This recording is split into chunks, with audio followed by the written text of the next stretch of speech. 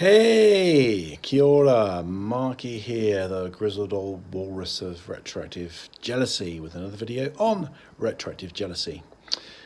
Not all my videos on this channel are on retroactive jealousy. As you can probably tell by the title, we cover other things as well. Falls essentially into three categories. There are things on retroactive jealousy, there are things that have got nothing to do with retroactive jealousy, and there are things on there which are about mental health, personal development, recovery from similar conditions that would be useful for people in recovery from retroactive jealousy. So do have a look around. Welcome. Come on in, take your shoes off, make yourself comfortable, and have a little look around to see what you can find. If you want to skip straight to the RJ stuff, then there is a playlist for that, which I try and keep as up to date as I can. Okay. So when I said come in and take your shoes off and make yourself comfortable, don't make yourself that comfortable because this is going to be quite a short video if I can contain my rambling. So this is a quick video on 3 free Facebook fora for RJ. Okay. So there's not much I need to say really. I'm gonna put links to them below. Okay, so there are 2 which are just general fora for, and I use the word fora rather than forums because I'm autistic and pedantic and I like to use the Latinized plural. And while you're in my house, I'd like you to do the same. When you in the comfort of your own house, you can use the word forum if you so wish. So I'll put links to them below. You have to ask to be invited. They're quite active. People post every day. There's a mixture of kind of old timers who are recovered, and a mixture of kind of very new people who are have only just maybe even discovered that retroactive jealousy is a thing and are seeking help. The third forum is one of mine, which is for partners of people with RJ. And I won't actually put a link to that one because at the moment I'm not sure there's a better way of doing this, but technology isn't my strong point.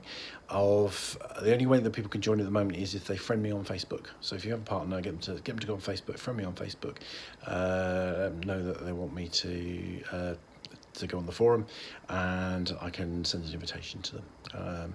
And please do that because I think it's such a useful resource. Really, I really want to kind of plug that because I think that's, it's so much more helpful if partners have got somewhere to go that's healthy, that's not going to encourage kind of blaming and shaming and negative behaviours and kind of RJ sufferer bashing, partner bashing. Okay, and there's strict rules on there about about that kind of thing. So links to the 2 ones on Facebook that you can find and apply to join are on there, and get your partner to find me on Facebook and friend me, and I can invite them onto the group. Okay, so I want to talk just a little bit about the downside of fora, and then I'm going to give you a little bonus free resource, which only applies to people in the UK, unfortunately. Not saying that there aren't similar services in other countries, but just to make people aware that there is something available in the UK which is free. Okay, but first of all, before we get into that, really important not to use the channel or use the forum to ruminate on your symptoms, because that will just make them worse. Okay, and new people do that a lot, and I think there's it's kind of understandable really when you've just found out that RJ is a thing, and for years you felt that you're the only one that behaves this way. Are you mad? Is this normal? Have I really got RJ, or do I just think I have? So you want to go on there and say, oh, do other people worry about this, and do other people do this, and do other people do that, and that kind of thing. So when you're very new, it's kind of okay to do that, but if you keep doing that, that's a sign that you're just recycling, and you're actually, every time, some of the other videos that we've got to talk about,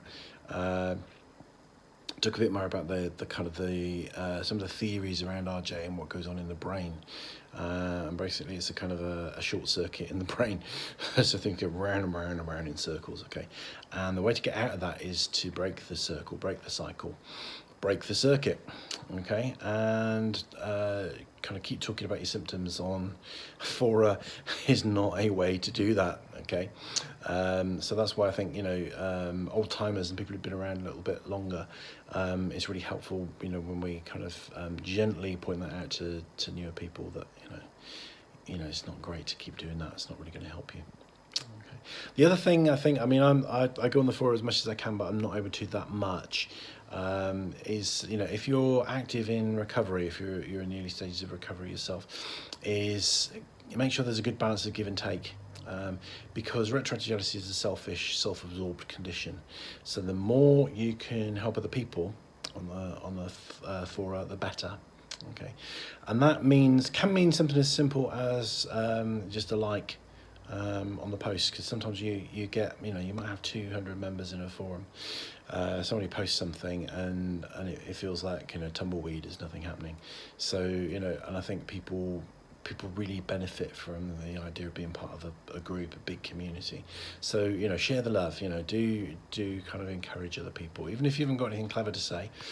You know, you don't have to have anything clever to say. You can just express empathy, just express sympathy, or just say, yeah, I feel like that as well, or just click the like button. But my kind of top tip, really, the second top tip around using fora would be make sure you do that, share the love. Okay. So lastly, for those of you in the UK, if you're not in the UK, I can wave you goodbye now, and I'll see you in another video. I might shoot another one back to back, because I've got an idea of something really important in retroactive jealousy, which I don't think I've ever done a video on, and that is the golden rule.